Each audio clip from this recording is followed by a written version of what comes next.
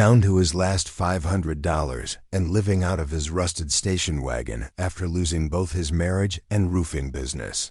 Jack Miller made what everyone called a foolish decision to buy a worthless, dried-up farm in the dusty outskirts of Pinecrest County. What he discovered buried beneath that barren soil would not only transform his broken life, but uncover a natural resource that had remained hidden for millions of years, forever changing a forgotten corner of rural America. Before we jump back in, tell us where you're tuning in from, and if this story touches you, make sure you're subscribed, because tomorrow I've saved something extra special for you. Jack Miller stared at his bank balance on his phone screen. $527.36, just 14 months ago. He had been a successful small business owner with a thriving roofing company, a comfortable suburban home, and a marriage that, while not perfect, had provided stability and purpose. Now at 42, he was essentially homeless, showering at truck stops, and carefully counting every dollar spent on fast food value meals. The collapse had come with brutal swiftness. The roofing business Jack had built from scratch over 15 years had faltered when 3 major clients delayed payments simultaneously, creating a devastating cash flow crisis. The financial strain had exposed cracks in his marriage that had been papered over for years.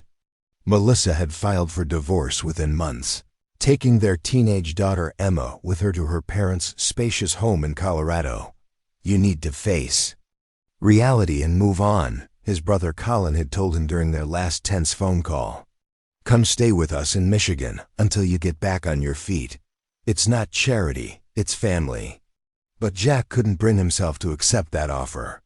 His pride, the same determination that had helped him build his company from nothing, wouldn't allow him to admit complete defeat. He needed to find his own way back. As he sat in his station wagon in the parking lot of the Pinecrest County Administration Building, Jack noticed a flyer for an upcoming property auction. Most of the listings were foreclosed homes with starting bids well beyond his meager savings. But one property caught his eye, an abandoned farm on the outskirts of Riverdale with a minimum bid of just $500. The description wasn't promising. 180-acre property with dilapidated farmhouse and outbuildings, no working well, significant structural issues, no utilities currently connected, sold as is. Accompanying photos showed a weathered single-story farmhouse with peeling paint, broken windows, and a partially collapsed porch. The surrounding land was cracked and barren, with boundary fences long since fallen. Jack had grown up in farming country before moving to the city for better opportunities. He had sworn never to return to rural life, to the isolation and endless work of maintaining land. But now, with winter approaching and his options dwindling, even a run-down farmhouse seemed better than continuing to live in his station wagon. The next morning, Jack arrived at the auction early, studying the property details more carefully. The farm had been abandoned for nearly 12 years, according to the paperwork. It had belonged to the Carson family for generations before the last owner, Walter Carson, had passed away with no direct heirs. The county had eventually seized the property for unpaid taxes. When the auctioneer called the Carson farm, his tone was almost apologetic. "Next up, the Carson property on Dry Creek Road, 180 acres, farmhouse and outbuildings. Starting bid $500. The room remained silent.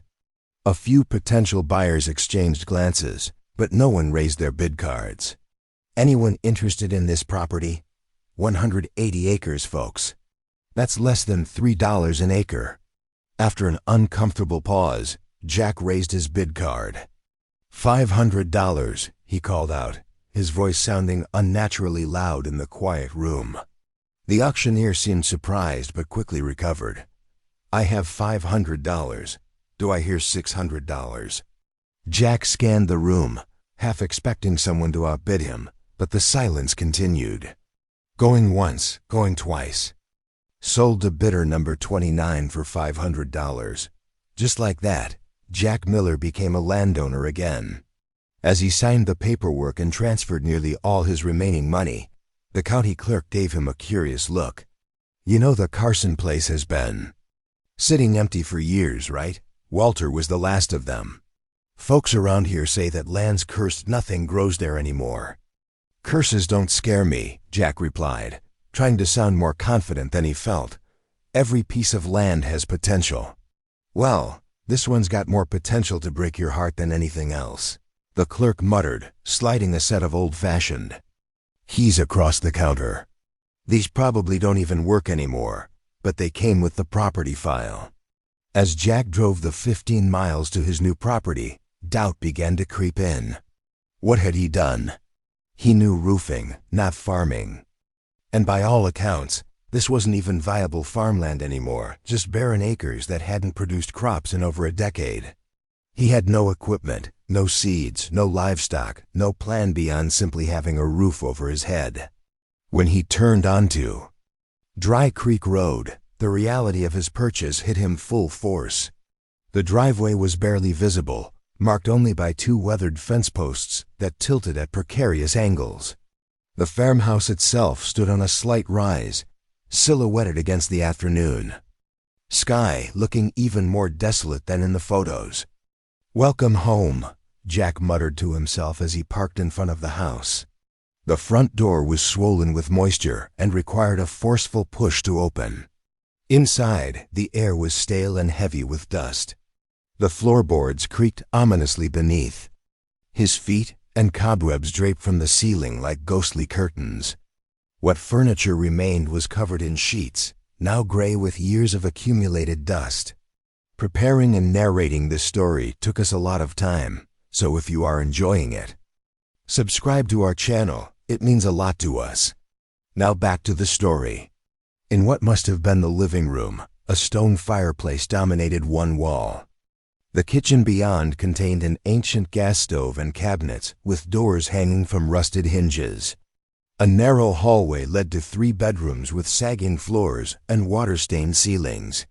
As the sun began to set, Jack returned to his station wagon to retrieve his sleeping bag and the plastic tote containing his remaining possessions. He chose the living room for his first night, setting up near the fireplace. After a dinner of beef jerky and a granola bar, he sat by the window, watching darkness settle over his property. In the silver light of the moon, the barren fields took on an eerie beauty. Despite everything, his failed marriage, his bankrupt business, the daunting task ahead, the uncertain future, Jack felt a strange sense of peace. "This is mine," he whispered to the empty house, "and I'm going to bring it back to life." Morning arrived with shafts of sunlight streaming through the broken windows, illuminating swirling dust motes in golden light. Jack woke stiff and cold, but with renewed determination. He had made his choice, and now he had to make it work.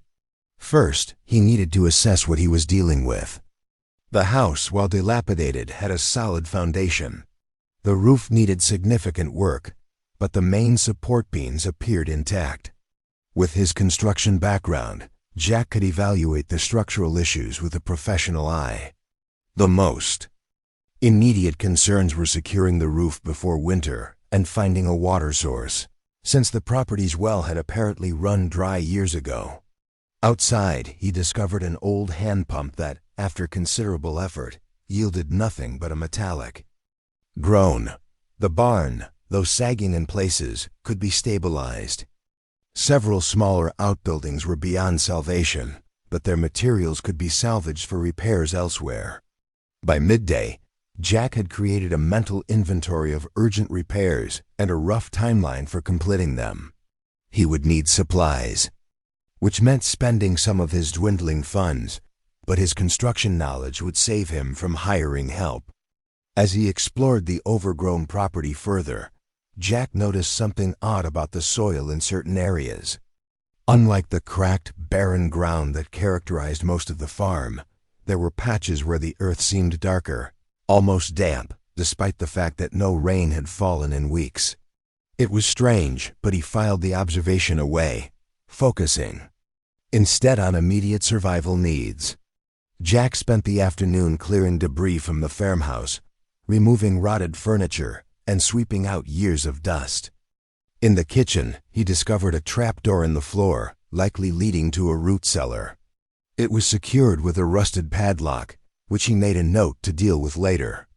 By evening, he had cleared enough space to set up a more comfortable sleeping area and had even managed to repair one of the broken windows with materials he found in the barn. It wasn't much, but it was progress. As the sun set on his second day at the Carson farm, Jack sat on the repaired front porch step, eating the last of his beef jerky and contemplating the magnitude of what lay ahead. The task was enormous, perhaps impossible for one person, with limited resources, but he felt more alive than he had in months. Here, there were no divorce papers, no bankruptcy notices, no pitying glances from former friends, just the land, the house, and the work that needed doing. Jack settled into a routine over the next few days. He woke at dawn, worked until dusk, and fell into exhausted sleep each night. He made trips into town for essential supplies, carefully budgeting his remaining money. At the local hardware store, his construction knowledge earned him respect, and the owner, Frank Bennett, offered him credit when he explained his situation. "The Carson place, huh?" Frank had said, whistling low. "That's going to be quite a project. Walter was bedridden those last few years. Place hasn't had proper maintenance since his son died. Must be 20 years now." "Did you know them?" Jack asked, curious about the previous owners. "Everyone knew the Carsons," Frank replied. "One of the oldest families in the county. Settled here before the railroads came through. Walter was the last of them, never remarried after his wife died, and his only son was killed in a farming accident. The land was good once, some of the best in the county, but something changed. Crops failed year after year. The drought didn't help, but even when rain came, nothing would grow right. Some folks say the land just gave up." This information added a new dimension to Jack's property. He wasn't just restoring an old farm. He was attempting to revive land that had seemingly lost its vitality. The challenge appealed to something deep in him, perhaps because he too felt like someone who had lost his productivity, his purpose. On his 7th day at the farm, with the most urgent roof repairs completed and a solar-powered generator providing limited electricity, Jack turned his attention to the locked root cellar he had discovered in the kitchen. The padlock, rusted and weathered, broke easily with a few strikes from a hammer. The trapdoor creaked as Jack lifted it, revealing a set of wooden stairs descending into darkness. With flashlight in hand, he made his way down carefully, testing each step. The cellar was larger than he expected, with stone walls and a packed earth floor. Wooden shelves lined the walls, still holding ancient preserving jars with contents long since spoiled. As his flashlight beam swept the room, Jack noticed something odd about the floor in the center. Unlike the hard-packed earth throughout most of the cellar, there was a roughly circular area about 6 feet in diameter where the ground seemed different, darker and slightly damp, like the patches he'd noticed in the fields. Curious, Jack knelt and touched the soil. It felt oily between his fingers, with a distinct petroleum smell that seemed out of place in an old root cellar. He'd worked construction jobs near oil fields in his 20s and recognized the scent immediately. "No way," he muttered to himself, digging his fingers deeper into the earth. The soil grew more saturated the deeper he dug, until his fingers were coated with a black, viscous substance that could only be one thing: crude oil. Jack sat back on his heels, heart pounding. Was it possible? Could there be oil beneath this seemingly worthless farm that everyone had written off as cursed and barren? He scrambled back up the cellar stairs, mind racing. If there was oil here even, a small deposit, it could explain why crops had failed. Oil seeping up through the soil would certainly prevent plants from growing properly. But more importantly, if the deposit was significant, it could transform this worthless property into something valuable. Jack spent the rest of the day examining the property with new eyes, looking for more signs of oil seepage. He found several areas in the fields where the soil had that same dark, slightly damp appearance, despite the ongoing drought. In one spot near the old barn, he dug down about 2 feet and found the soil growing increasingly saturated with the same black substance. That evening, Jack drove into town and used the library's computer to research oil deposits in the region. To his surprise, there had been small-scale oil production in neighboring counties during the 1950s, but no commercial discoveries had ever been reported in Pinecrest County itself. The geological surveys suggested the potential existed, but no one had ever found a deposit worth developing. As Jack read further, he learned that modern extraction techniques had made previously unprofitable deposits commercially viable. Small oil fields that wouldn't have been worth developing 20 years ago were now potential gold mines with newer, more efficient technologies. Hope surged through him, the first real hope he'd felt since his life had begun to unravel more than a year ago. But he needed to be careful. If word got out that there might be oil on the Carson property, land speculators would descend like vultures. He needed expert confirmation before making any moves. The next morning, Jack called an old friend from his construction days who now worked for an energy company in Oklahoma. Without revealing the reason for his interest, he asked for a recommendation for a reliable, discreet geological consultant who could assess a property. 3 days later, a weather-beaten man in his 60s arrived at the farm in a mud-splattered pickup truck. Dr. Marcus Reed was a petroleum geologist with 30 years of experience who now did private consulting work. Jack had paid his consultation fee with the last of his credit card's available balance. "So, what are we looking at here?" Dr. Reed asked as they walked the property. "You mentioned some unusual soil conditions in your call." Jack led him to the root cellar first, then to the various spots in the fields where he'd noticed the oil-saturated soil. Dr. Reed examined each location carefully, taking samples and making notes.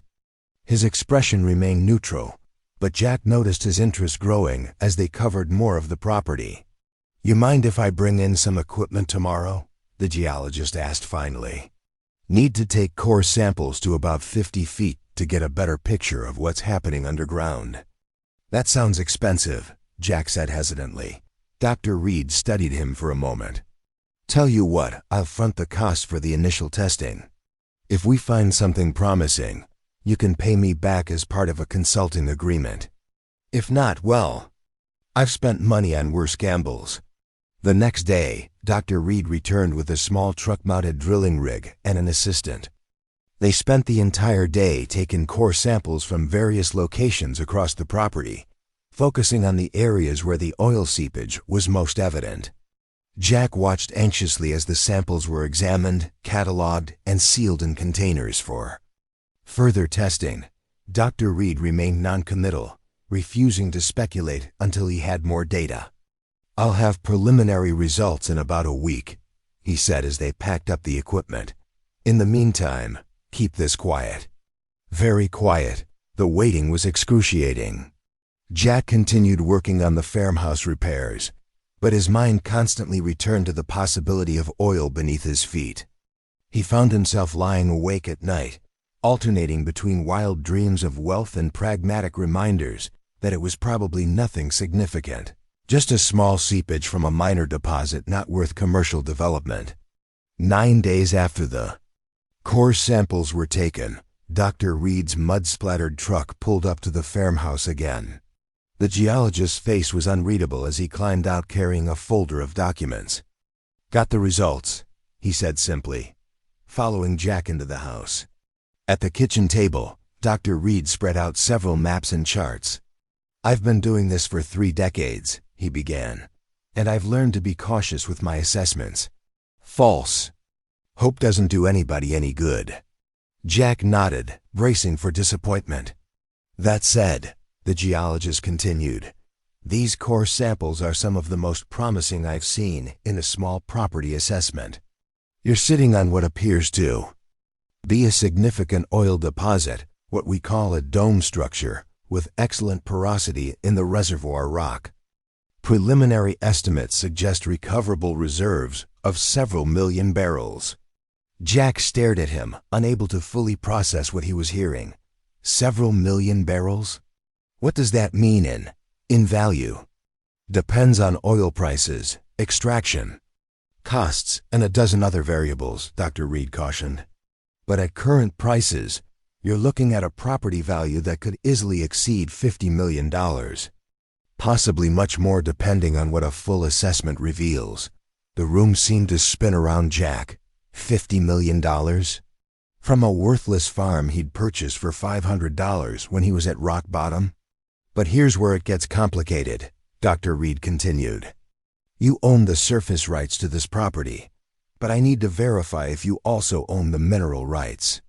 In many old farms, those rights were sold off or leased generations ago. If the Carson family sold the mineral rights at some point, your discovery won't benefit you financially. This sobering thought cut through Jack's euphoria. He hadn't considered that possibility. How do I find out? County Records Office, Dr. Reed replied. All mineral rights transfers would be documented there. I'd check that before getting too excited or telling anyone else about this discovery. The next morning, Jack was waiting outside the county records office when it opened.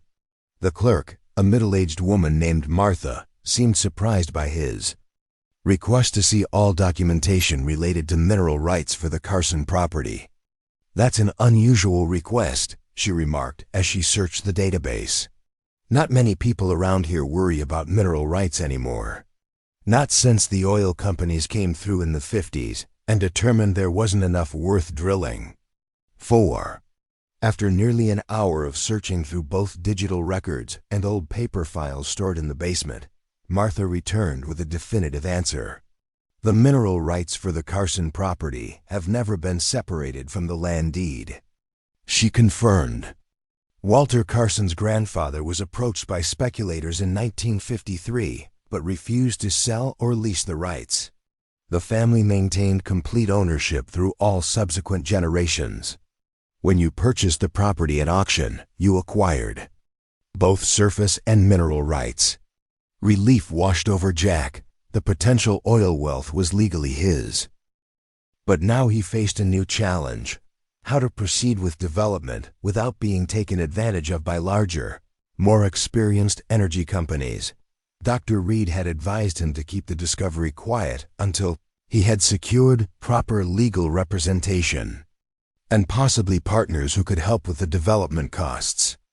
Jack knew nothing about oil production or the complex contracts involved. That afternoon, he called his brother Colin, swallowing his pride to ask for help.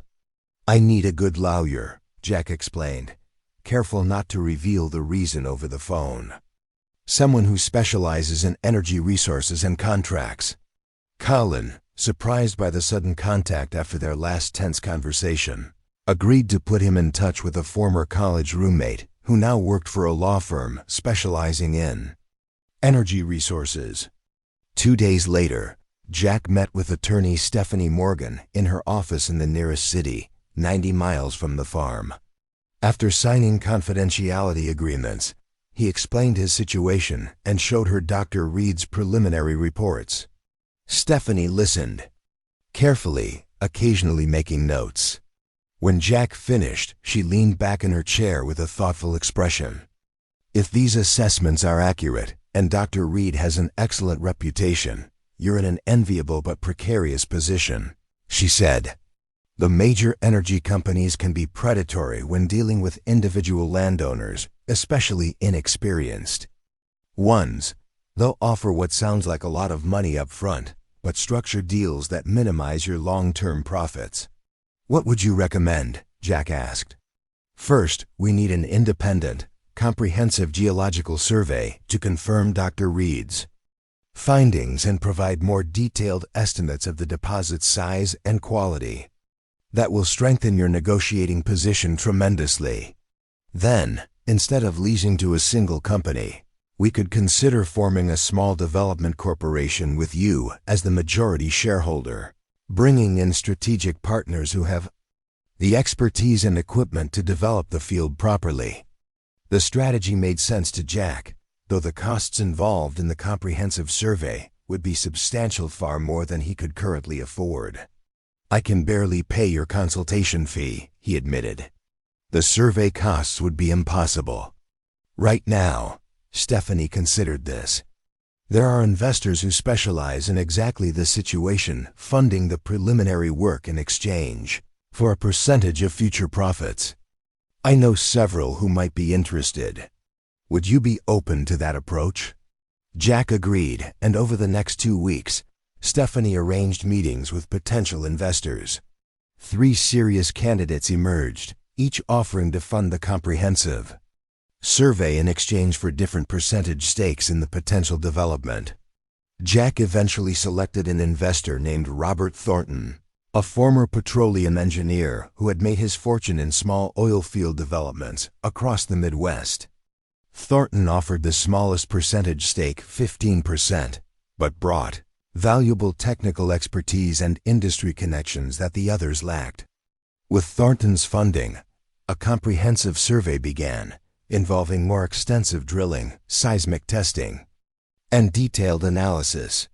The process took nearly a month to complete, during which Jack continued working on the farmhouse renovations, trying to maintain a normal routine despite the life-changing possibilities hanging in the balance. The results, when they finally arrived, exceeded even Dr. Reed's initial estimates. The Carson property sat atop what geologists called a trapped anticline, a dome-shaped fold in the Earth's crust that had created an ideal reservoir for oil accumulation. The estimated recoverable reserves weren't just several million barrels, but potentially 15 to 20 million barrels of high-quality light crude. At current market prices, the value of the oil beneath the seemingly worthless farm could exceed $300 million. When Thornton called with the news, Jack had to sit down, his legs suddenly unable to support him. The numbers were beyond comprehension, especially for someone who, just 2 months earlier, had been living in his car with only $500 to his name. "We need to move quickly now," Thornton advised. "Word will get out despite our best efforts at confidentiality. Land speculators will start buying up adjacent properties, and the major energy companies will come sniffing around." With Stephanie, Morgan's legal guidance, and Thornton's industry expertise, they formed Carson Creek Energy, LLC, with Jack as the majority shareholder at 60%, Thornton at 15%, and the remaining 25% reserved for future operational partners and key personnel. The news broke in the local paper 3 days later. Massive oil discovery on previously abandoned farm. The story quoted unnamed sources in the energy industry, describing it as the most significant find in the region in over 50 years. Jack's phone began ringing, constantly reporters seeking interviews, energy companies offering partnerships, and distant relatives he hadn't heard from in years suddenly remembering their connection to him. Even his ex-wife Melissa called, her tone noticeably warmer than in their previous conversations. The most difficult call came from Sheriff Davis of Pinecrest County. "Mr. Miller, we've had to station a deputy at the entrance to your property. There are dozens of people trying to access your land, everyone from legitimate business representatives to opportunists hoping to stake claims. For your safety, we recommend you temporarily relocate until the situation stabilizes." Jack took the advice, checking into a hotel in the nearest city where he could meet with Stephanie, Thornton, and the growing team of professionals now involved in developing Carson Creek Energy. The farmhouse renovations, which had seemed so urgent just weeks before, were now on hold as much larger developments took precedence. In the hotel lobby, Jack caught a glimpse of himself in a mirror and barely recognized the person staring back. His clothes were still worn, his hands still calloused from manual labor, but there was something different in his eyes, a gleam of possibility, of future horizons extending far beyond the next meal or night's shelter. Just 3 months ago, he had been at rock bottom, divorced, bankrupt, homeless, ridiculed by former colleagues for his failures. Now, Through what had seemed like a desperate last resort purchase, he stood at the threshold of a completely different life. The worthless farm that no one had wanted, the cursed land that wouldn't grow crops, had been hiding one of the most valuable resources on earth, just beneath its barren surface. The parallel to his own life wasn't lost on Jack. Sometimes what appears most broken, most bereft of value, contains hidden potential just waiting to be discovered. As he prepared for a meeting with development engineers, Jack thought about the strange journey that had brought him here. If his business hadn't failed, if his marriage hadn't collapsed, if he hadn't been desperate enough to spend his last dollars on an abandoned farm that everyone else had written off, he would never have discovered the treasure beneath his feet. Sometimes he realized rock bottom is just the surface layer covering unexpected riches below. And sometimes, what looks like the end of everything is merely the beginning of something far greater than you ever imagined possible. As the news of the massive oil discovery spread through Pinecrest County and beyond, Jack Miller found himself thrust into a spotlight he never anticipated. The Carson farm, once dismissed as worthless, barren land, was now the center of a regional economic earthquake, with aftershocks reaching all the way to the corporate boardrooms of major energy companies in Houston and Oklahoma City. 3 weeks after the initial announcement, Jack sat in a gleaming conference room on the 30th floor of the Horizon Energy headquarters in Dallas. Across the polished mahogany table, 5 executives in tailored suits studied the geological reports with calculated interest. "Mr. Miller," began Eleanor Winters, Horizon's silver-haired CEO, "our analysis confirms what your surveys have indicated. This is indeed an exceptional find, what we call an elephant field in industry parlance. We're prepared to offer you $85 million for complete acquisition of Carson Creek Energy and all associated mineral rights." Jack glanced at Stephanie Morgan, his attorney, whose subtle headshake confirmed his own instinct. The offer, while life-changing for someone who had recently been homeless, significantly undervalued the discovery. "That's an interesting starting point for our conversation," Jack replied, surprising himself with his newfound confidence. "But given the estimated reserves of 15 to 20 million barrels, we believe the property's value exceeds $300 million at current market prices." Eleanor Winters smiled thinly. "Raw reserve estimates don't account for development costs, operational risks, or market fluctuations. Our offer reflects those realities." The negotiation continued for hours, with Horizon eventually increasing their offer to $110 million, still far below what Jack and his advisors believed was fair value. As they left the meeting with no agreement reached, Thornton placed a steadying hand on Jack's shoulder. "You did well in there," the veteran oilman said. "First rule of the oil business: whoever wants it most usually pays too much. Let them come back to us." "Will they?" Jack asked, the magnitude of rejecting a $110 million offer still sinking in. "Count on it," Thornton replied. "What you've got isn't just oil, it's accessible, high-quality crude in a stable political environment, with existing infrastructure nearby." The Carson family had known, or at least strongly suspected, what lay beneath their land, but lacked the resources or expertise to prove it. They had died still hoping for a discovery that would come too late for them to witness. "There's something else," Davis continued. "Walter's sister Eleonora is still alive in a nursing home about 40 miles from here. Might be worth talking to her if you want to understand more about the property's history." The next day, Jack drove to Sunset Pines Nursing Home, where Eleonora Carson, now 92, had lived for the past 8 years.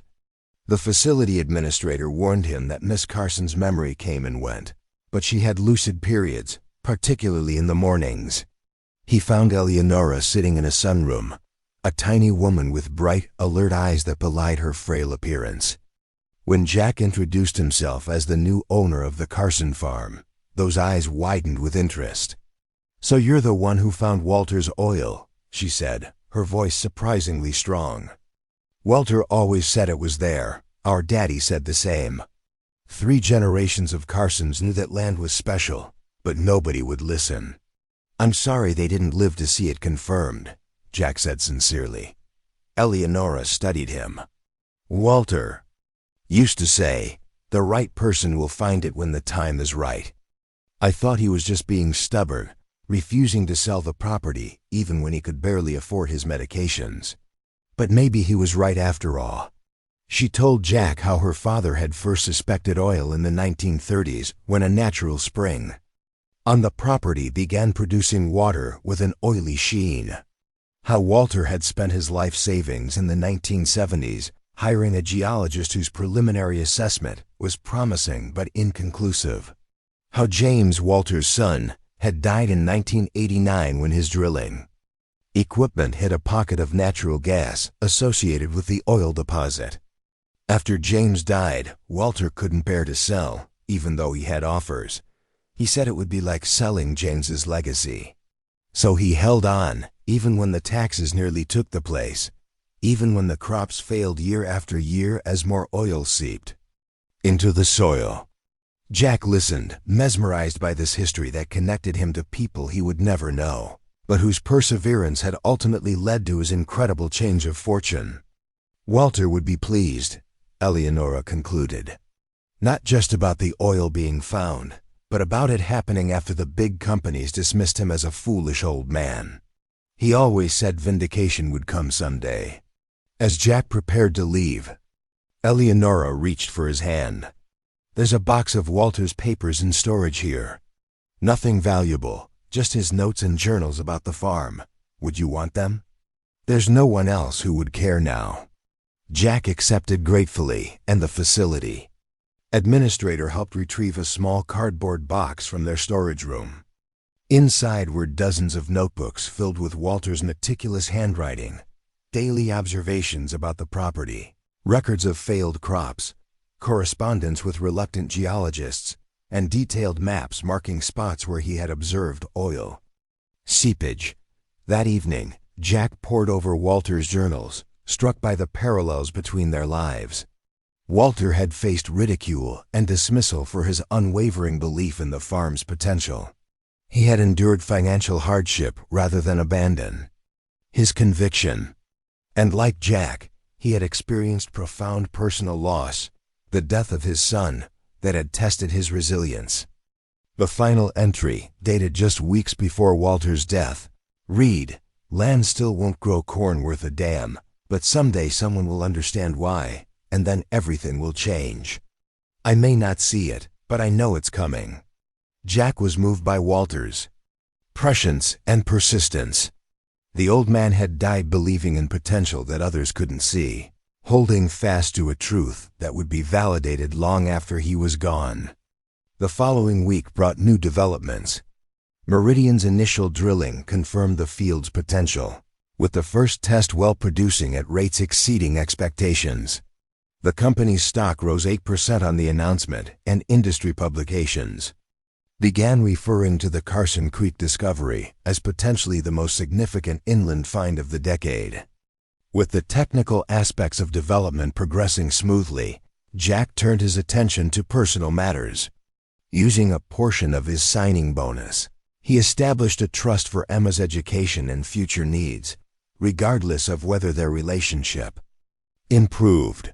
He also paid off his brother Colin's mortgage, a gesture of gratitude for the connection that had led him to Stephanie Morgan, whose legal guidance had proven invaluable. Most significantly, Jack created the Carson Family Foundation, with an initial endowment of $5 million. The foundation would support agricultural research, particularly focusing on soil remediation techniques for land contaminated by oil seepage, and provide scholarships for local students pursuing petroleum engineering degrees. Walter and his family knew what they had but couldn't access it, Jack explained at the foundation's launch event. "I want to ensure that future generations have the knowledge and resources to realize the potential of their own discoveries, whatever form they might take." The irony wasn't lost on Jack that he, who had known nothing about oil or agriculture, just months earlier was now funding research in both fields. But his experiences had taught him the value of expertise and the cost of its absence. As the foundation announcement made local headlines, Jack received another text from Emma. "Mom says what you're doing with the foundation is really cool." She's actually impressed, which is weird because she's never impressed with anything. Jack smiled at the message, sensing a potential thaw in their relationship. "I'm trying to make good decisions with this unexpected opportunity," he replied. "Still figuring it all out as I go." "That's what Mom said too," Emma wrote back. "That, you seem different now, more purposeful or something." The observation struck Jack as perceptive. He did feel different, not just because of the financial windfall, but because of the responsibility that came with it. The discovery had given him more than money. It had given him a sense of stewardship, both for the resources beneath the land and for the legacy of those who had cared for it before him. 6 months after signing the joint venture agreement, the first production well at Carson Creek came online. Jack stood beside Thornton and the Meridian executives as ceremonial valves were turned, initiating the flow of oil from depths where it had rested undisturbed for millions of years. As cameras flashed and reporters called questions, Jack found himself thinking not about the wealth flowing through those pipes, but about the journey that had brought him to this moment. The bankruptcy that had seemed like an ending had instead been a beginning.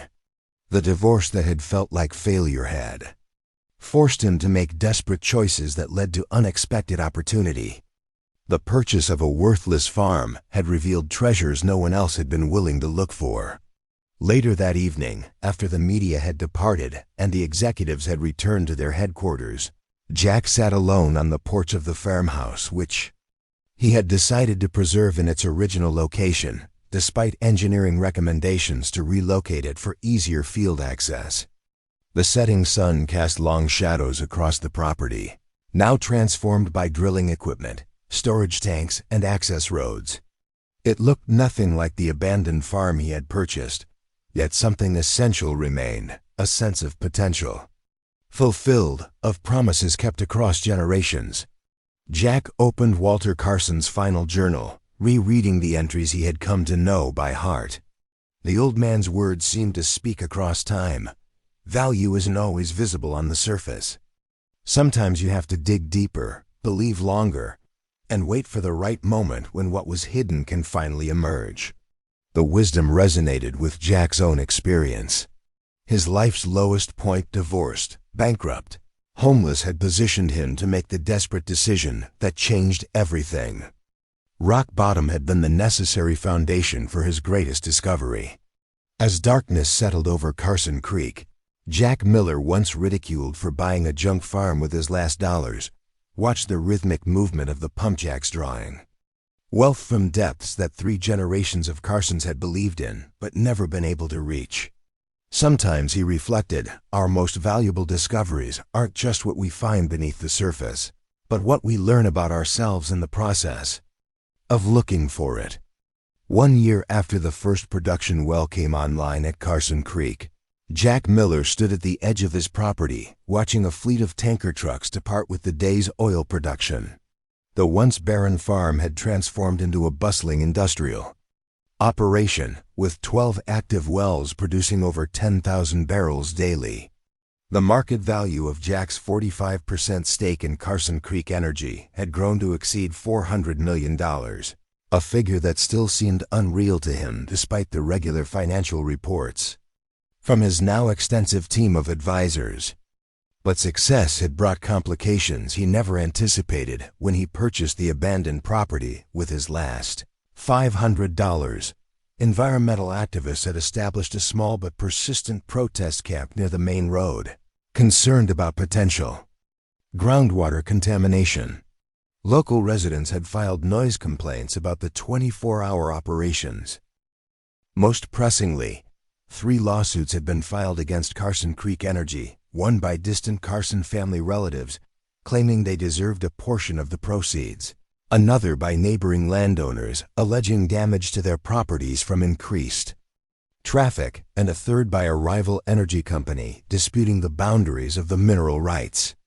Legal challenges come with the territory, Stephanie Morgan had assured him when the lawsuits were filed. Everyone wants a piece when there's this much money involved. We have the documentation to defend against all three claims, but it will take time and resources. The irony wasn't lost on Jack that he had gone from being a defendant in the lawsuit that bankrupted his roofing business to being the target of multiple legal actions filed by those hoping to capture some of his newfound wealth. The legal system that had once seemed an instrument of his destruction now required his constant engagement as a shield against those who would diminish what he had built. As he walked back toward the modest office building that now served as Carson Creek Energy's headquarters, Jack's phone buzzed with a text from Emma. "Dad, got my college acceptance letters. Can I come talk to you about them this weekend?" The message brought a smile to Jack's face. The past year had seen a gradual rebuilding of their relationship, beginning with weekend visits and evolving into regular communication. Emma, now 16, had initially been awkward around him, clearly uncertain how to relate to a father who had gone from living in his car to becoming a multimillionaire in the span of months. But over time, their conversations had become more natural, focusing less on Jack's changed circumstances and more on Emma's experiences, dreams, and future plans. "Absolutely," he texted back. "I'll pick you up Friday after school if that works." The response came quickly. "Perfect. Mom says it's okay too." Jack's relationship with his ex-wife Melissa had also evolved, though in a more complex way. When news of the oil discovery first broke, her initial overtures had seemed transparently motivated by financial interest. But as Jack established the education trust for Emma and demonstrated a measured approach to his sudden wealth, Melissa's attitude had shifted from opportunistic to respectful, if not quite warm. Jack was scheduled to meet with the senior management team to discuss the latest production reports, but first he had a more personal appointment. In the years since production began, he had committed to meeting quarterly with Eleonora Carson, providing her with updates on the development of her family's former property. Though she had no legal claim to the proceeds, having relinquished her inheritance rights to Walter years before his death, Jack felt a moral obligation to include her in the ongoing story of Carson Creek. Sunset Pines Nursing Home had undergone significant improvements since Jack's first visit. His anonymous donation had funded renovations to the common areas, upgraded medical equipment, and enhanced meal services for all residents. He had been careful not to connect these improvements directly to Eleonora, wanting neither to embarrass her nor to create resentment among other residents. He found her in the garden courtyard, more frail than during his last visit but still mentally sharp, her eyes lighting up as he approached. "There he is, the man who proved Walter right," she said, gesturing to the chair beside her. "Tell me everything. Is it still flowing like Walter always said it would?" Jack spent the next hour sharing the latest developments, translating technical details into terms she could relate to, and showing her photographs of the operation. Eleonora listened attentively, occasionally asking surprisingly insightful questions about extraction methods and environmental safeguards. "Walter would have loved all this technical talk," she said wistfully. "He spent decades studying geology books, trying to understand what was happening beneath our land. The local library ordered special books for him from universities. People thought he was just a stubborn old fool. He was ahead of his time," Jack replied. "The technologies that make this field viable didn't exist when he was trying to convince people." Eleonora nodded. "That's the tragedy and triumph of visionaries, isn't it? They see what's possible before others can, but sometimes they don't live to see their vision validated." She patted Jack's hand with paper-thin fingers. "Walter would be pleased it was you who found it, someone who appreciates the story behind the discovery." Before leaving, Jack shared news about the Carson Family Foundation's first major initiative, a scholarship program that had already sent 3 local students to college for petroleum engineering degrees. The first recipients will graduate next year, he explained. We're hoping some of them will return to work at Carson Creek, bringing their expertise back to the community. Eleonora's eyes filled with tears. That's what James wanted to do, Walter's son. He was studying engineering.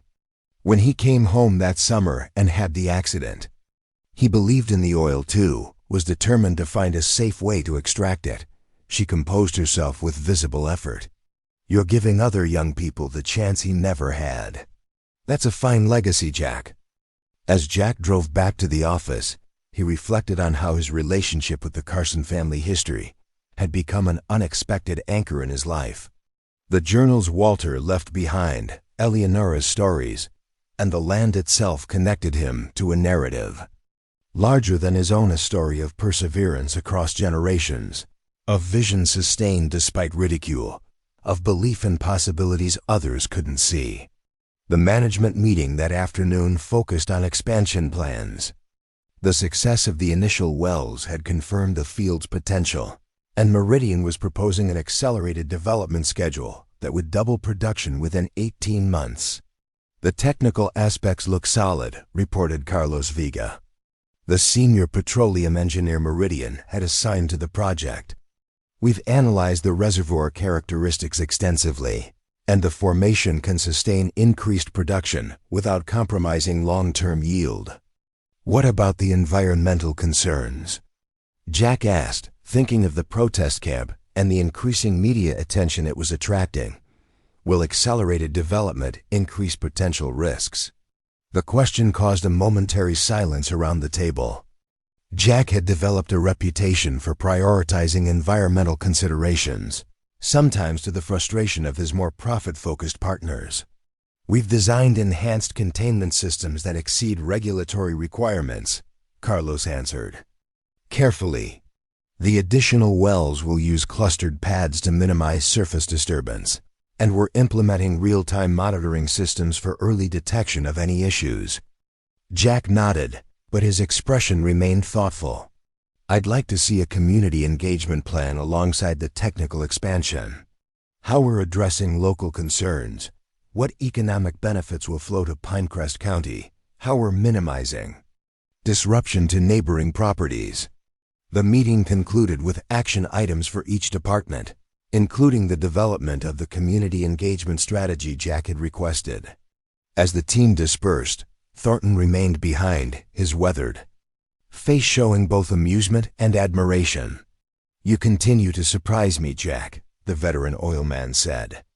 Most people who stumble into this kind of wealth focus exclusively on maximizing returns. You're thinking about legacy from day one, Jack shrugged. I keep thinking about Walter Carson, how he died believing in something everyone else dismissed. How his son died trying to prove what they knew was true. I'm just the lucky beneficiary of their persistence. Seems like the least I can do is develop this resource responsibly. That perspective is rarer than the oil itself in this industry, Thornton observed. Speaking of which, have you considered Horizon's latest acquisition offer? $520 million is significantly above market value. Horizon Energy had indeed returned with increasingly generous offers to purchase Carson Creek Energy outright. Their most recent proposal would have given Jack personal proceeds exceeding $500 million after accounting for his ownership stake and transaction bonuses. I'm not interested in selling, Jack replied. Not now, maybe not ever. This isn't just about money for me anymore. The truth was that Carson Creek had become far more than a financial asset. It represented Jack's unlikely second chance, not just at financial security, but at creating something meaningful from what had initially been a desperate last resort. The development decisions he made, the community relationships he built, and the environmental standards he insisted upon would define not just the project's success, but his own redemption story. Friday afternoon found Jack driving to Colorado to pick up Emma for their weekend visit. The 3-hour journey gave him time to reflect on the upcoming conversation about her college choices. Despite establishing the education trust that would cover any university she chose, Jack had been careful not to pressure Emma about her decisions or to impose his newly formed opinions about wealth and opportunity. Emma was waiting outside her mother's upscale suburban home when Jack arrived, a stack of college brochures and letters in her arms. She had grown taller in the past year, her features maturing from adolescent to young adult. Jack was struck by how little he knew of the person she was becoming, how much ground they still needed to recover in their relationship. The drive back to Riverdale was filled with Emma's animated descriptions of the universities she was considering, their academic programs, campus cultures, and geographic locations. Jack listened attentively, asking questions that revealed his genuine interest in her thought process rather than any agenda of his own. "Mom thinks I should go to Stanford," Emma said eventually, glancing sideways to gauge Jack's reaction. "She says with your money, I should be at the most prestigious school possible." Jack considered his response carefully. "Stanford is an excellent university," he said. "But the most important thing is finding a place where you'll thrive academically, socially, personally.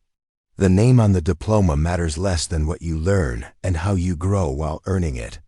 Emma seemed surprised by this perspective. "Mom said you'd want me at an impressive school now that you're successful, that you'd care about appearances."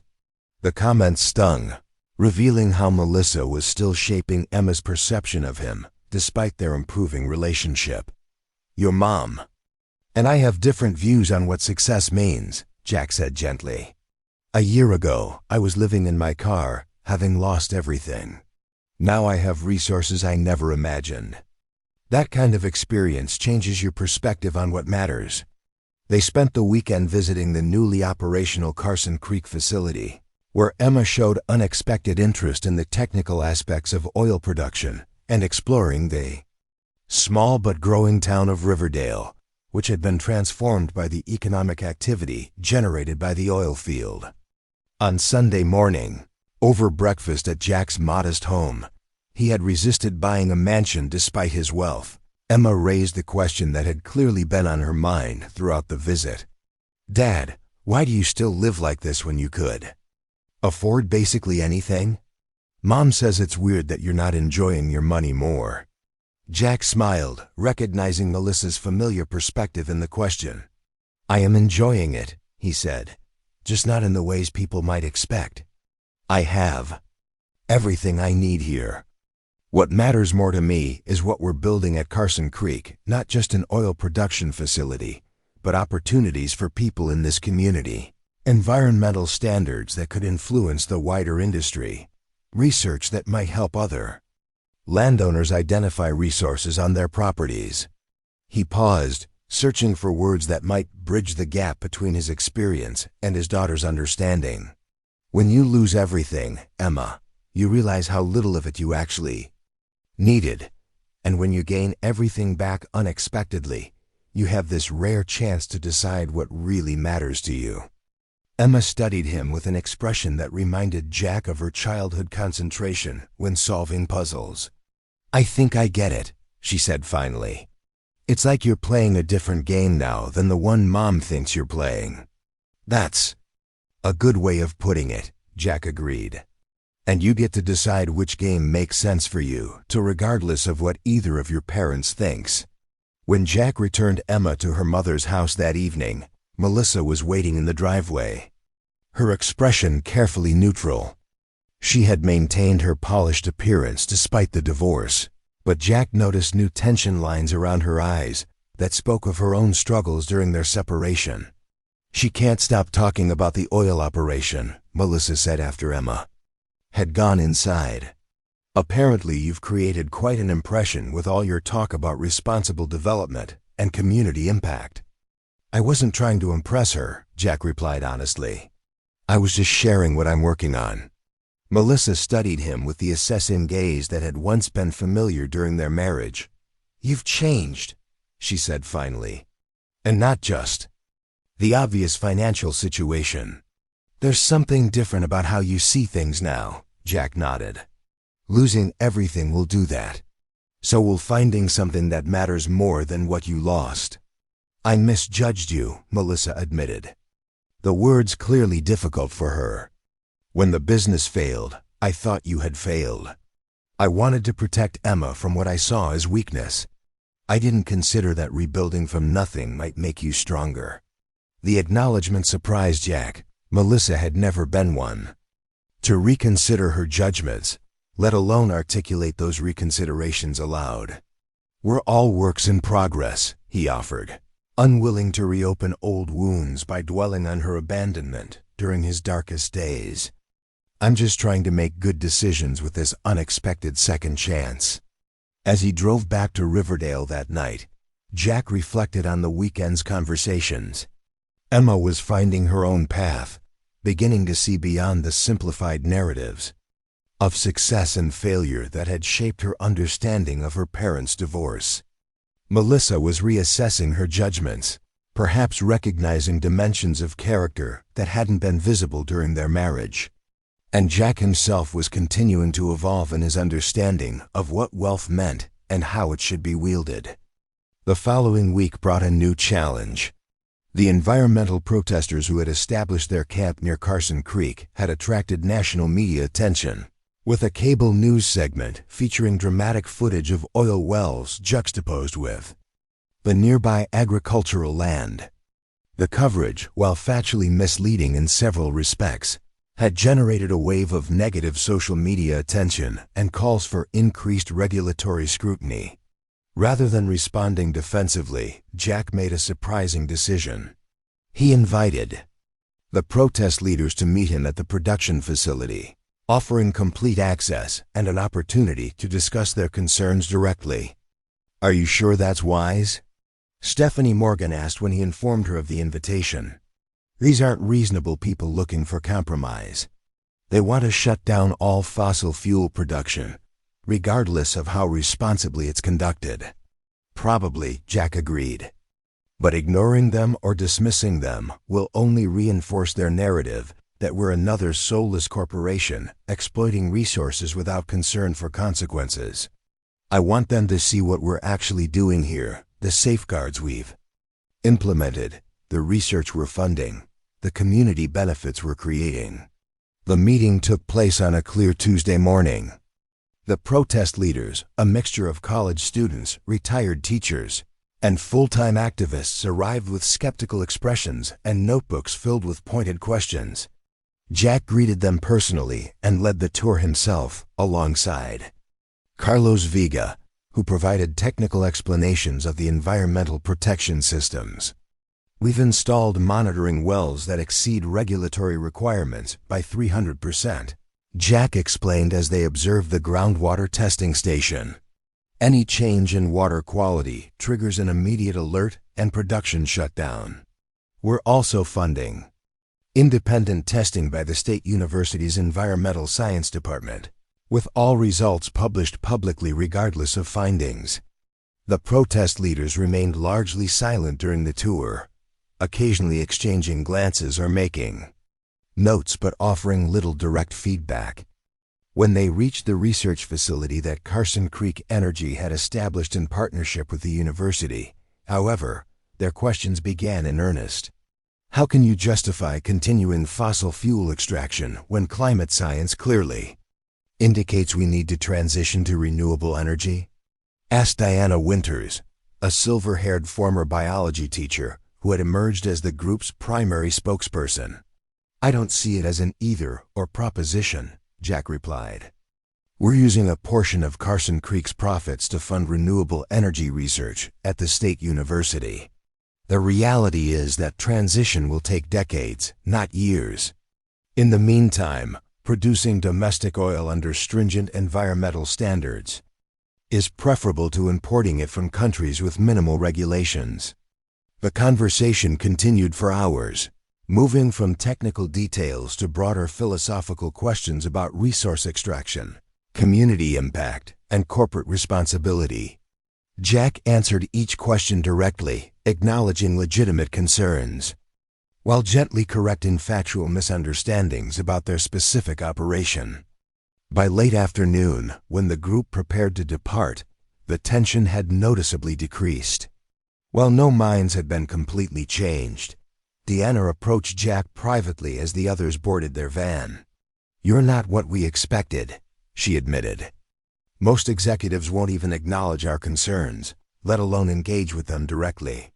"I'm not most executives," Jack replied. "Until 2 years ago, I was a roofing contractor who lost everything. I'm still figuring out what responsible resource development looks like, but I'm committed to getting it right." Diana studied him thoughtfully. "Our group will still oppose new drilling permits on principle," she said. "But I'll make sure our communications about Carson Creek specifically are factually accurate regarding your environmental measures. That's the most I can offer." "That's all I'm asking for," Jack said, extending his hand. "Honest criticism makes us better. Misrepresentation just polarizes the conversation." The interaction with the environmental group represented Jack's evolving approach to the challenges of his new role. Rather than adopting the defensive posture typical of industry executives, he had chosen engagement, transparency, and a willingness to incorporate valid concerns into the operations development. It wasn't always the easiest path. Meridian's executives had strongly advised against the meeting, but it aligned with his emerging philosophy about wealth and responsibility. That philosophy continued to develop as Carson Creek Energy expanded. When production reached 15,000 barrels per day, Jack established an employee ownership program that distributed 5% of the company's shares among all workers, from executive management to the maintenance staff, who kept the equipment running smoothly. When quarterly profits exceeded projections for the third consecutive period, he increased the Carson Family Foundation's endowment to $20 million, expanding its support for both environmental research and educational opportunities. 18 months after the discovery, Jack's personal net worth had grown to exceed $600 million on paper. Yet his lifestyle remained relatively modest. The same comfortable but unassuming house in Riverdale, the same office at the production facility, the same focus on building something meaningful rather than accumulating status symbols. "You're the least ostentatious wealthy person I've ever represented," Stephanie remarked during a quarterly legal review. "Most clients in your position would have a private jet, multiple homes, and a collection of luxury cars by now." Jack smiled. "I'm saving my resources for things that matter more," he said, sliding a document across the table. "Like this." The paper outlined his most ambitious project yet, the Carson Institute for Responsible Resource Development, a research and educational center that would bring together experts in petroleum engineering, environmental science, community development, and sustainable energy. The initial funding commitment was $50 million, with ongoing support from Carson Creek Energy's profits. "This goes well beyond standard corporate philanthropy," Stephanie observed after reviewing the proposal. "You're creating an institution that could influence how resource extraction is conducted globally." Jack nodded. "That's the goal." Walter Carson believed there were resources beneath his land that could change lives, but he lacked the means to access them responsibly. "I want to ensure that future discoveries benefit not just the individuals who make them, but the communities and environments they impact." As he drove home that evening, Jack took a detour past the original farmhouse, which he had preserved, as a reminder of where his journey had begun. The contrast between the dilapidated structure and the state-of-the-art production facility surrounding it couldn't have been starker. Yet he found the juxtaposition meaningful, a visual representation of how rapidly life can transform when hidden potential is finally realized. 2 years earlier, he had been living in his station wagon, divorced and bankrupt, ridiculed for spending his last $500 on an abandoned farm no one else wanted. Now he controlled energy resources worth hundreds of millions, employed over 200 people, and was establishing institutions that would outlast him by generations.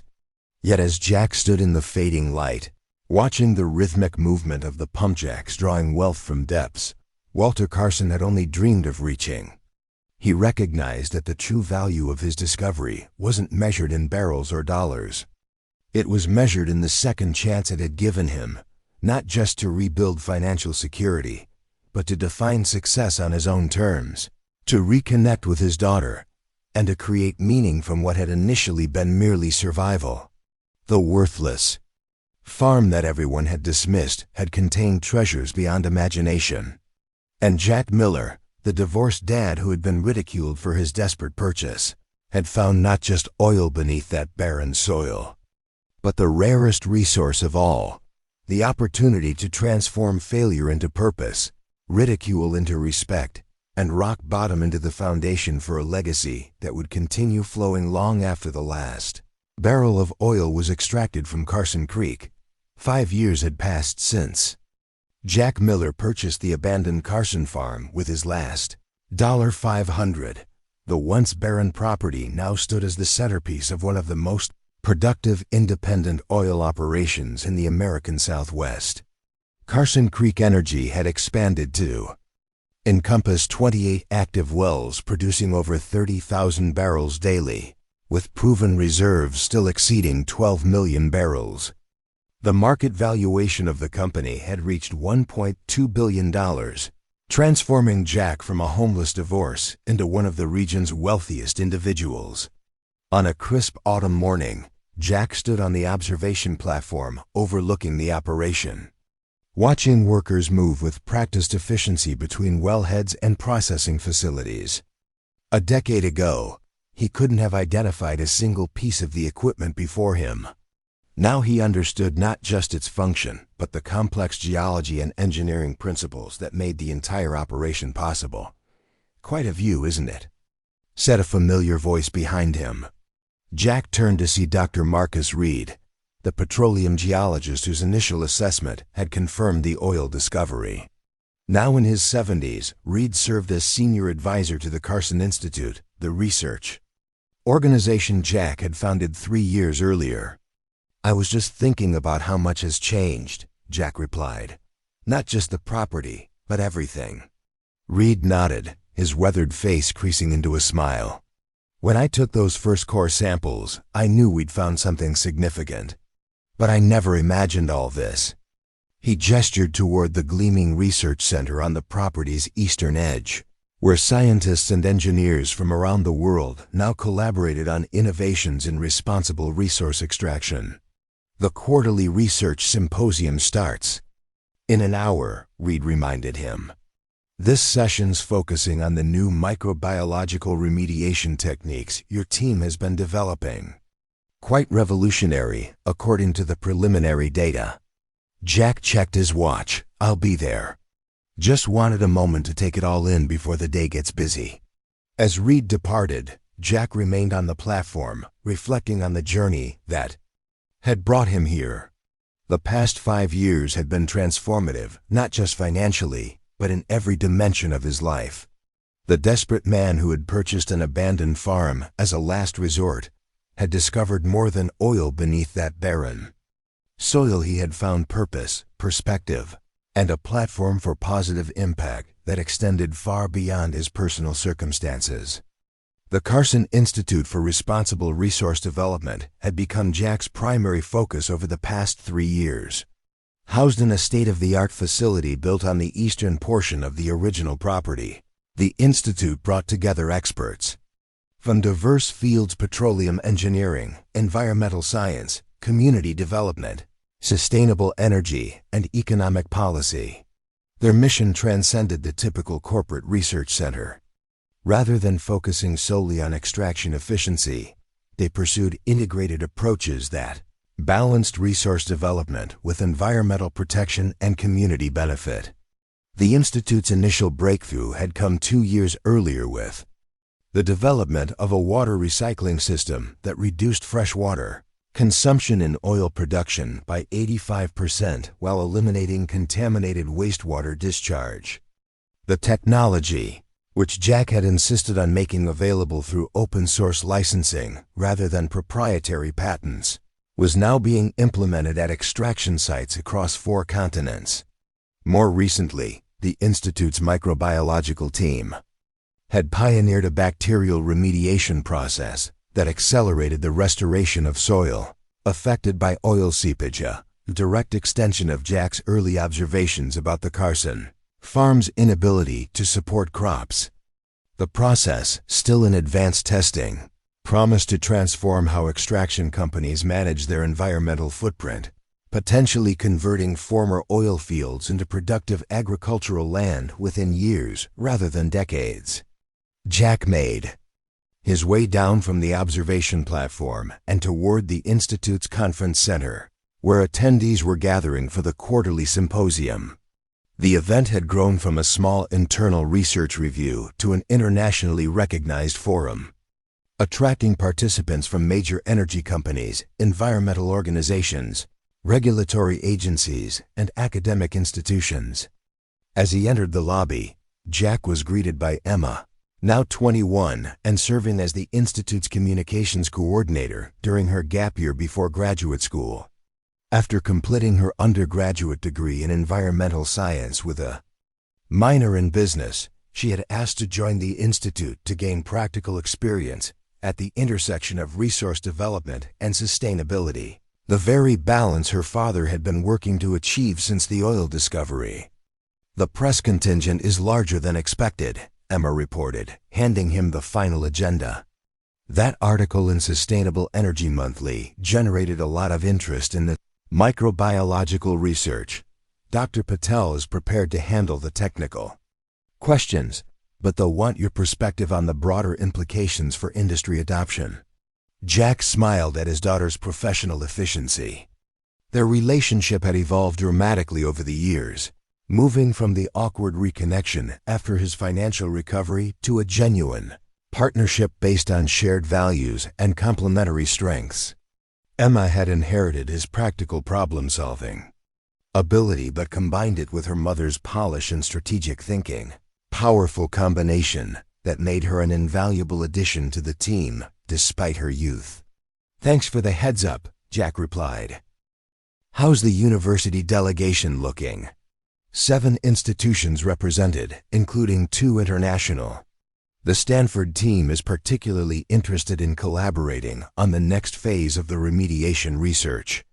Stanford, where Emma would begin her graduate studies the following year, having chosen the school not because of its prestige as her mother had once insisted, but because it offered the specific interdisciplinary program that aligned with her evolving interests. Jack felt a quiet pride in how she had found her own path, making decisions based on substance rather than appearance. The symposium opened with technical presentations from the Institute's research teams, followed by panel discussions integrating perspectives from industry, academia, and regulatory agencies. Jack observed from the side of the auditorium, stepping forward only when asked specific questions about implementation strategy or industry adoption potential. During the lunch break, he was approached by Eleanor Winters, the CEO of Horizon Energy, who had once offered him $85 million for Carson Creek, an offer that had seemed astronomical at the time, but would have proven disastrously undervalued in retrospect. "Your team continues to impress, Jack," she said, extending her hand, "particularly this microbiological approach. Have you considered the international applications? Many developing regions have abandoned extraction sites that could benefit tremendously." "That's actually our next focus area," Jack replied. "We're establishing pilot projects in 3 countries next quarter, in partnership with their national energy companies and environmental ministries."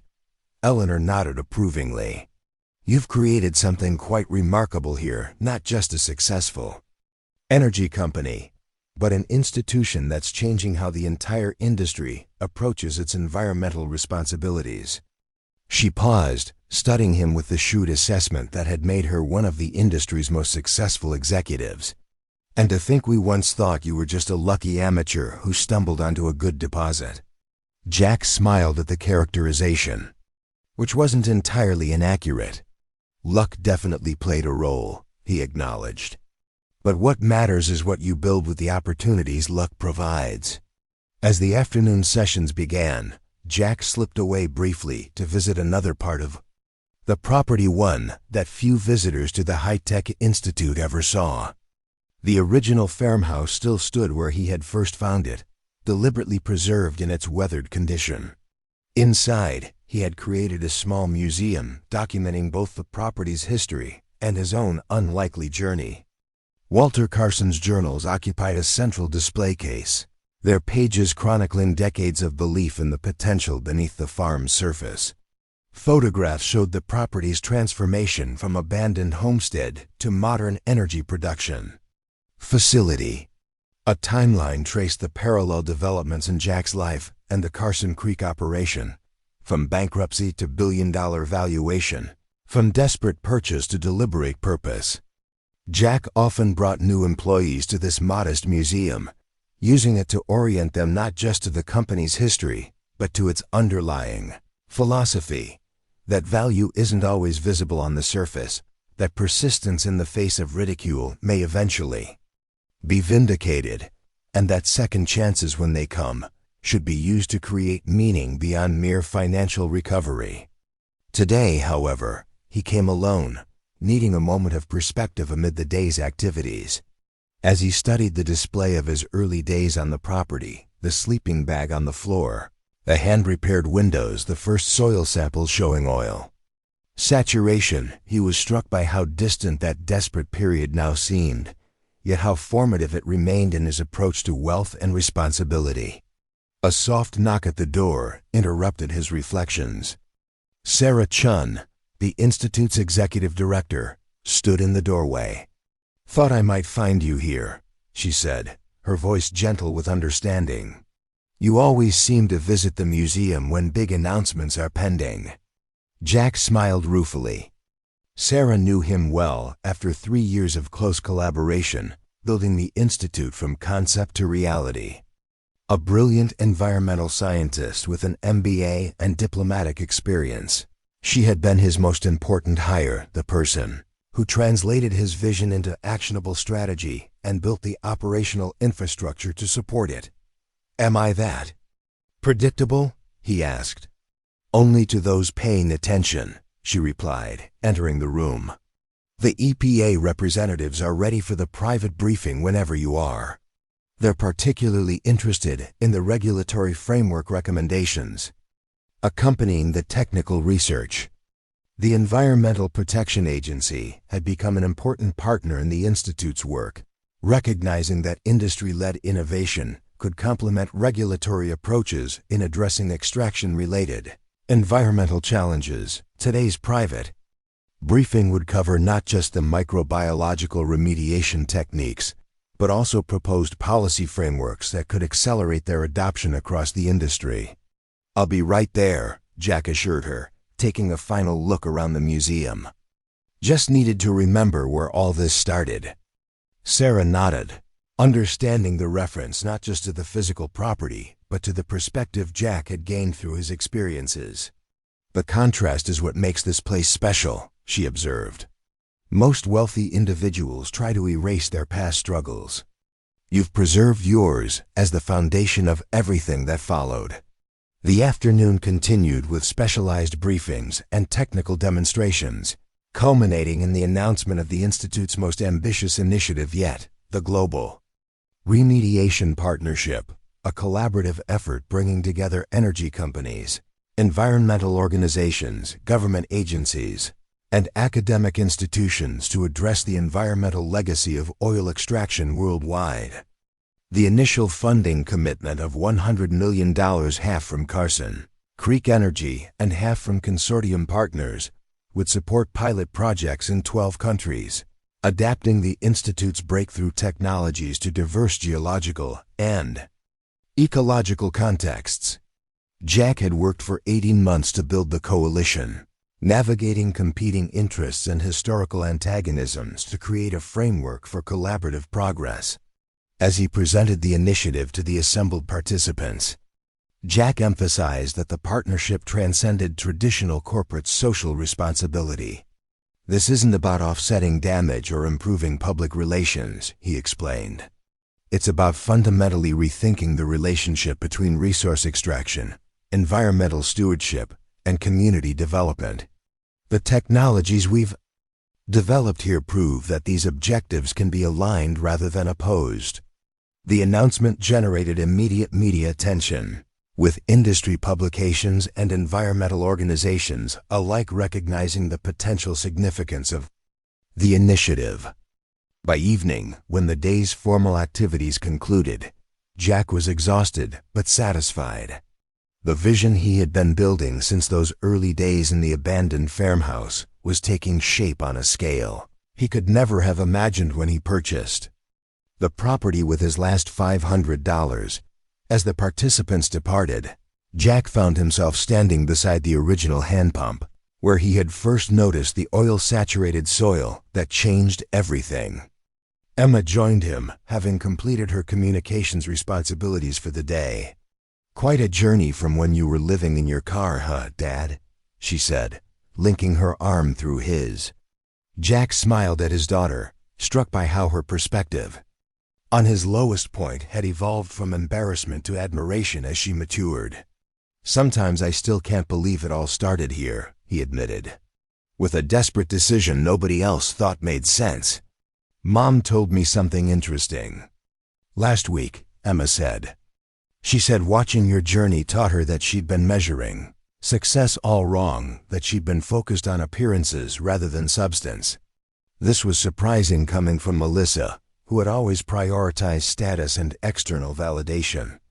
"That doesn't sound like your mother," Jack observed. Emma shrugged. "She's changed too, Dad. We all have. She's even talking about establishing a foundation focused on financial literacy for women, facing divorce using her own experience as a starting point." The information gave Jack pause. Melissa, who had abandoned him at his lowest point, was finding her own form of redemption and purpose. There was something appropriate about that parallel journey, different paths emerging from the same difficult crossroads. As twilight settled over Carson Creek, Jack and Emma were joined by others who had remained for the informal dinner following the symposium. Sarah Chun, Dr. Reed Thornton, now semi-retired, but still an active board member, and several key researchers from the Institute. They gathered at the original farmhouse, which Jack had maintained as a deliberate counterpoint to the sleek modernity of the production facility and research center. The conversation flowed easily, touching on the day's announcements, but also exploring broader questions about responsible wealth, the proper relationship between commerce and community, and the legacy each person hoped to create through their work. Jack participated, but also observed, struck by the diversity of perspectives and experiences represented around the table, all united by a shared commitment to principles that transcended profit maximization.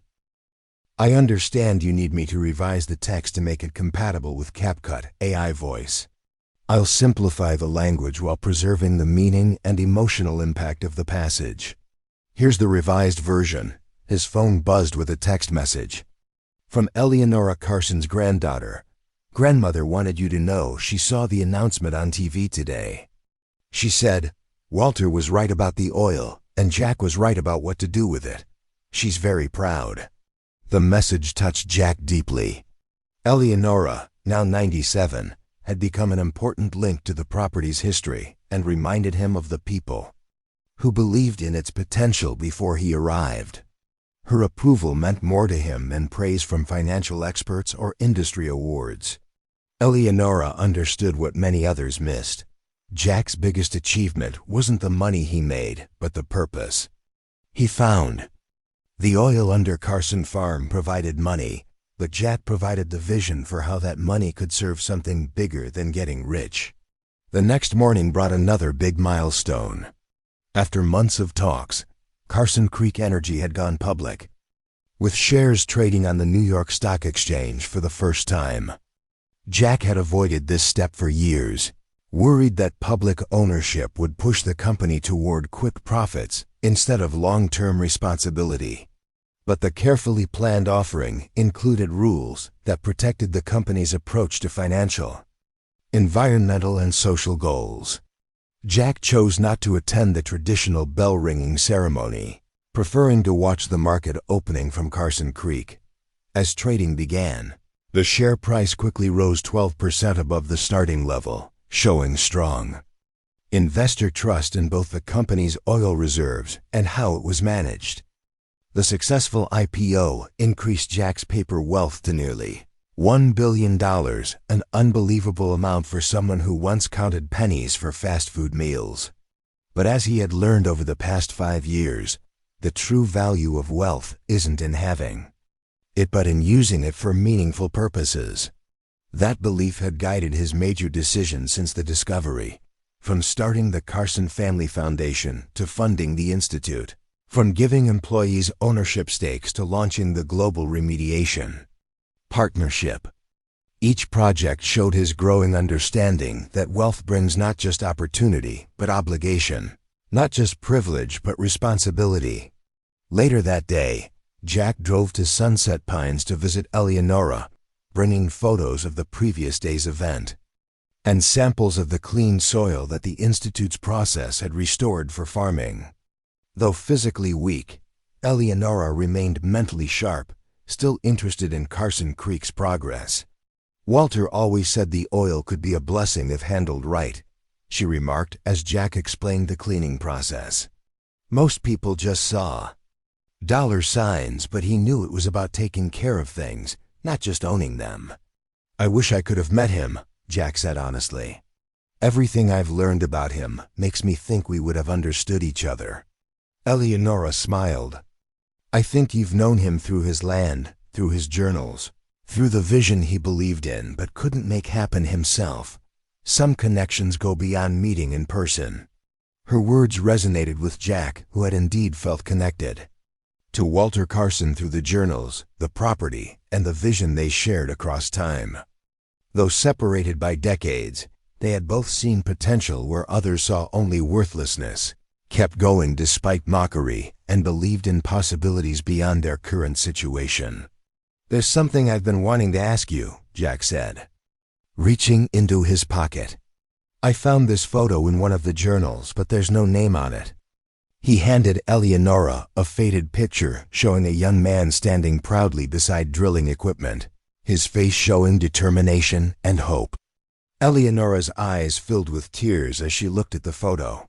"That's James Walter's son, the one who died in the accident.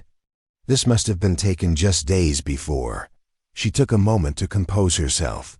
He was so sure they were right about the oil, so determined to prove it. Jack had guessed this, but wanted to be sure.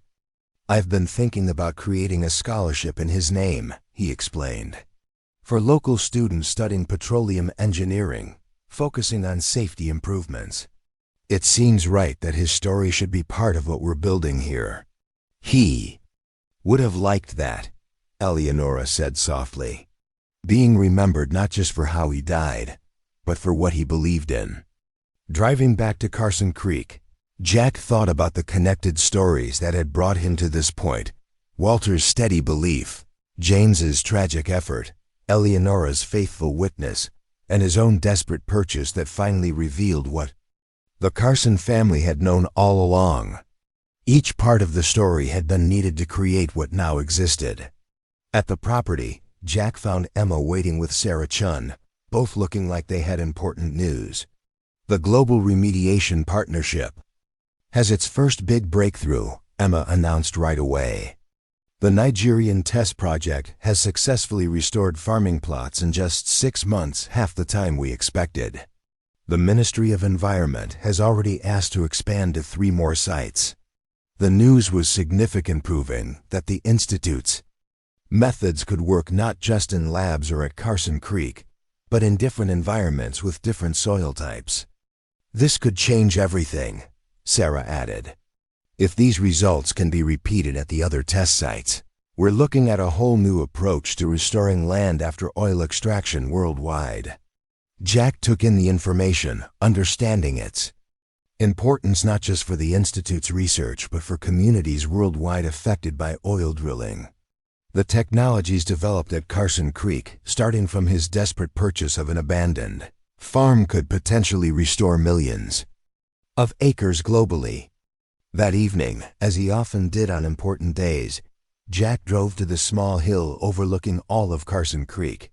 From this spot, he could see the original farmhouse, the oil wells with their moving pump jacks, the research center with labs still lit up by scientists working late, and the new training center where future engineers and environmental specialists would learn. 5 years earlier, he had stood on this same hill as a broken man, looking at a barren property bought with his last dollars, wondering if he had made another huge mistake in a life suddenly defined by failure. Today, he stood as the founder of a billion-dollar company, the creator of a globally recognized research institute, and the architect of partnerships that would influence oil production practices worldwide. The contrast was striking, yet Jack understood that the success could not have happened without the failure. His lowest point, divorced, bankrupt, homeless, mocked, had put him in position to make the desperate decision that changed everything. Rock bottom had truly become the foundation for rebuilding, not just a personal fortune, but a meaningful legacy that would continue long after the oil beneath Carson Creek was gone. As the setting sun cast long shadows across the property, Jack Miller once called a fool for spending his last $500 on a worthless junk farm watched the operation he had built from that desperate beginning. The oil discovery provided the resources, but Jack provided the vision for how those resources could serve something bigger than personal wealth. Sometimes, he thought, our greatest opportunities come from our moments of greatest weakness. Sometimes, what looks like an ending is really a hidden beginning. And sometimes, the most valuable discoveries aren't just what we find beneath the surface, but what we learn about ourselves in the process of looking for it. The $300 million oil discovery had shocked everyone who had mocked Jack's purchase of the abandoned farm. But the true revelation had been what Jack himself discovered through the journey, that purpose is more important than prosperity, that meaning matters more than money, and that rock bottom can become the solid foundation for building not just wealth, but a life defined by impact rather than circumstances. As darkness fell over Carson Creek and stars appeared in the vast sky, Jack turned back toward the lights of the operation that had risen from his last chance. Tomorrow would bring new challenges, new opportunities, and new responsibilities. But tonight, standing where his unlikely journey began, Jack Miller understood clearly that sometimes losing everything is the necessary first step toward finding something far more valuable than what was lost. Up next, you've got 2 more great stories right on your screen. If this one hit the mark, you won't want to miss these. Just click and check them out. And don't forget to subscribe and turn on the notification bell so you don't miss any upload from us.